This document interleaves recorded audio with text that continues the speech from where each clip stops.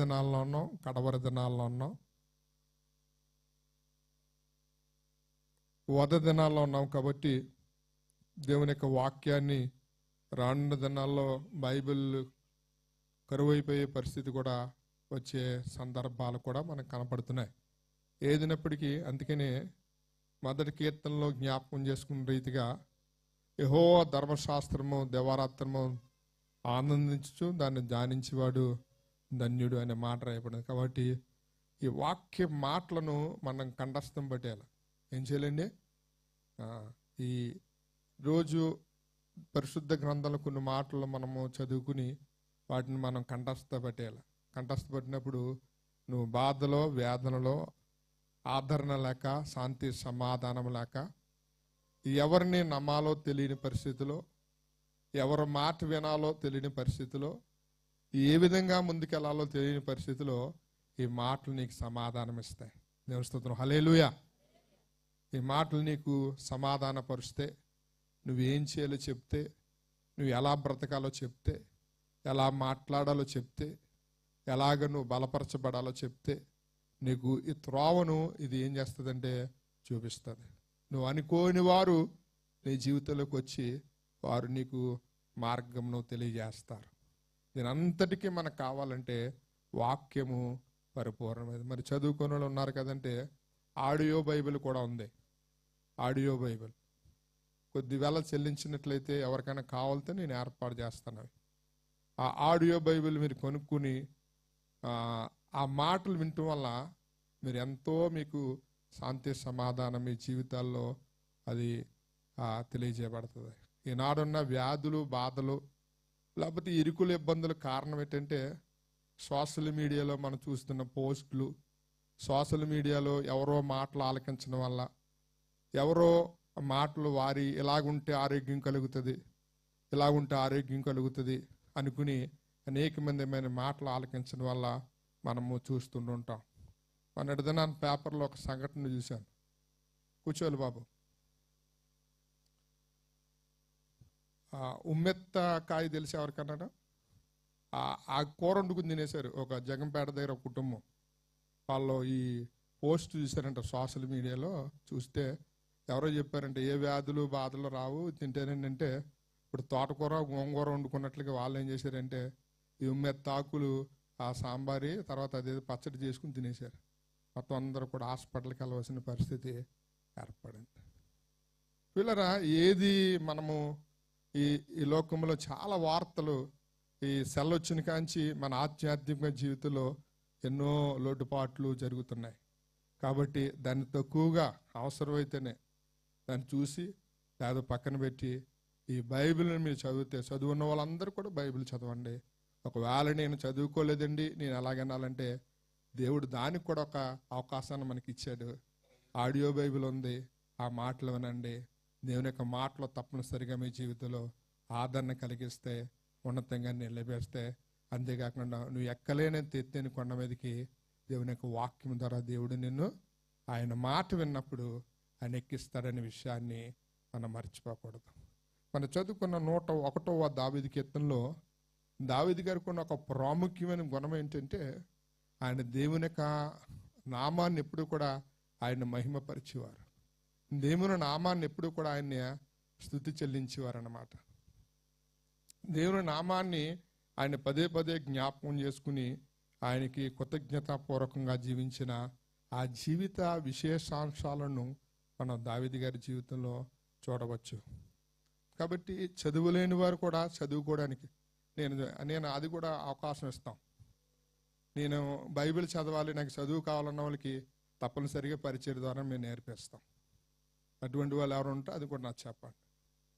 నేను బైబిల్ చదవాలి వాక్యాన్ని చదవాలనే పట్టుదల నాకు ఉందండి, నేను చదువు నేర్చుకుంటాను అనుకున్న వాళ్ళు కూడా పరిచయం ద్వారా అవకాశం కల్పిస్తాం. పెద్దవాళ్ళకి ఏ టైం రావాలో ఎంతమంది ఉన్నారో వారు కూడా చెప్తాం. ఆ పర్పస్ ఏంటండి?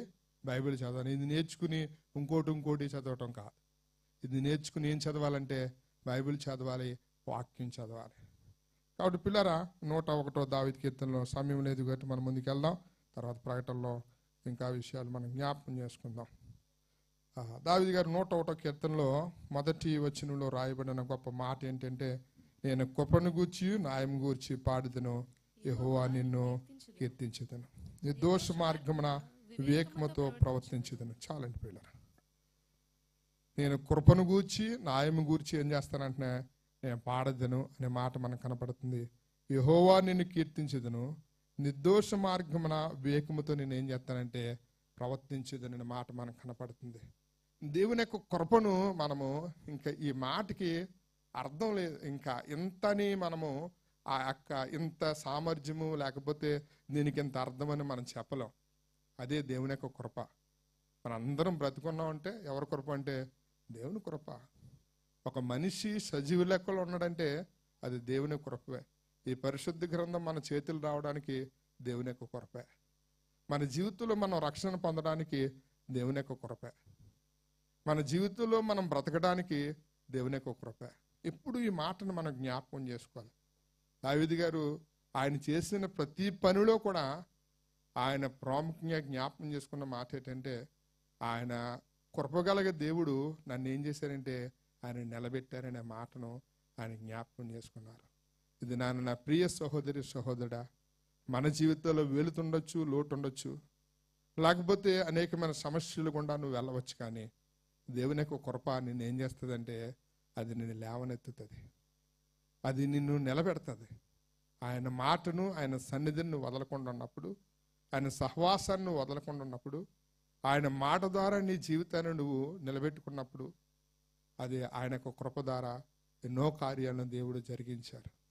ఈ దినాన్ని కూడా మన జీవితంలో అనేక సార్లు మనం ఎప్పుడు ఎవరికి చెప్పుకోలేని బాధలు సాధలు గుండా మనం వెళ్ళినప్పుడు దేవుని యొక్క కృప ఎంతగానో మనల్ని ఆదరించింది, నిలబెట్టింది, నడిపించింది.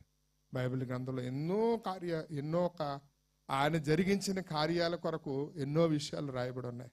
ఆయన కృప చేత ఎంతో మందిని ఆయన బ్రతికించారు. ఎన్నో కార్యాలు ఆయన మొదట చెప్పాను. ఆ కృప అన్న మాటకి అర్థం మనం ఇదని చెప్పలేం, అంత విస్తృతమైన అర్థం కలిగిన మాట. ఒకానొక సందర్భంలో ఒక దైవజనుడు అంటాడు, కృప అంటే అయోగ్యుల పట్ల ఆయనకున్న కటాక్షము అంటాడు. యోగ్యత లేని వారి పట్ల దేవుడు చూపించే కటాక్షం అని దేవుని యొక్క వాక్యంలో రాయబడి ఉంది. ఆయన కటాక్షం చేత పాత మందులు ఎంతో మంది నిలబెట్టారు. మన జీవితంలో కూడా ఎన్నో కార్యాలను ఆయన చేస్తున్నాడు. కాబట్టి మనము మరొక సమయంలో దావీదు గారు అంటారు, ఆయన చేసిన కార్యములో ఉపకారంలో దేనిని మర్చిపోకమంటాడు. నా ప్రాణమా ఎందుకు నాలో నీవు తొందరపడుచున్నావు, ఎందుకు కృంగిపోతున్నావు, ఎందుకు లేకపోతే బాధపడుతున్నావు అని చెప్తూ అంటాడు. ఆయన చేసిన ఉపకారంలో దేనిని కూడా నువ్వు మర్చిపోవద్దు అంటాడు. మన జీవితంలో దేవుడు ఎన్నో ఉపకారాలు చేస్తున్నాడు. దానివైపు మనం చూడడం కొన్నిసార్లు మనకున్న డిమెరిట్స్ ఏమైతే నెగిటివ్ థింగ్స్ ఉంటాయో, నెగిటివ్ థాట్స్ ఉంటాయో వాటి వైపు మనం చూస్తాం తప్పించి దేవుడు ఏ విధంగా నిలబెట్టాడో, ఏ విధంగా మనం ఇప్పటి వరకు కాచి కాపాడారో ఈ మాటలు మనం మర్చిపోతాం. కానీ వాటిని జ్ఞాపకం చేసుకుంటూ వీటిని అధిరోహిస్తూ దేవుని యొక్క శక్తి చేత బలము చేత మనం నడిపించబలవలసిన అవసరత ఎంత అన్నది మనం నిలబెడితే ఆయనే నడిపించి ఆయన ఉన్నతమైన ఆలోచనలు దేవుడు మన జీవితాల్లో నెరవేరుస్తారు. కాబట్టి నాకు దైవజనులు చెప్పిన రీతిగా మరి ఈ దినము మరి మదర్స్ డే సందర్భంగా మరి ఆ స్త్రీ అయిన వారు మరి విశ్వాసము నమ్మకం కలిగి దేవుని సన్నిధిలో ముందుకెళ్ళాలి. ఇన్ఫోసిస్ అనే సంస్థ ఒకటి ఉంది, కంప్యూటర్లకు సంబంధించింది, హైదరాబాద్లో. అది చాలా పెద్ద సంస్థ, కొన్ని కోట్ల రూపాయలు మెయింటైన్ చేస్తుంది. నన్ను ఆవిడని ఇంటర్వ్యూ చేశారు, సుధామూర్తి అని వారి మిస్సెస్ ఇంటర్వ్యూ చేశారు. చాలా చక్కటి విషయాలు ఆవిడ మాట్లాడింది. పిల్లరా, వారు దేవుని నమ్ముకోలేకపోయినా కుటుంబం ఎలాగెళ్ళాలో ఎన్నో విషయాలు మాట్లాడారు. వారి దాంట్లో నాకు నచ్చింది ఏంటంటే ఆవిడ చెప్తూ లాస్ట్లో దేవుని మీద ఆధారపడి వెళ్ళాలండి అని అన్నది. దేవుని స్తోత్రం, హల్లెలూయా. ఏ కుటుంబం అన్నా, ఏ సంస్థ అన్నా, ఏదన్నా నిజమైన దేవుని మీద ఆధారపడి వెళ్ళాలని అనే మాటను వారు అన్నారు. కాబట్టి పిల్లరా, చాలా మట్టుకు తెలిసినప్పటికీ కొద్దిమంది నమ్ముకోవడానికి అవకాశం లేని పరిస్థితి. కానీ మనందరూ కూడా నమ్ముకొని అవకాశాన్ని దేవుడు మనకు అనుగ్రహించాడు. కాబట్టి ఈ అవకాశాన్ని మనం వదులుకోకుండా దేవునిలో విశ్వాసంతో నమ్మకంతో ముందుకెళ్తూ కృతజ్ఞత కలిగిన వారిగా ఆయన కృపను మర్చిపోకుండా మన జీవితాల్లో మనం ముందుకెళ్తే దేవుడు తప్పనిసరిగా ఉన్నతమైన సహాయాన్ని దేవుడు మనకు అనుగ్రహిస్తాడు. అటువంటి సహాయము మన అందరికీ కూడా దేవుడు అనుగ్రహించాలని సేవకుడిగా కోరుకుంటూ ఈ కొన్ని మాటలు దేవుడు వెనుకల్లో దీవించి ఆశ్రయించును గాక.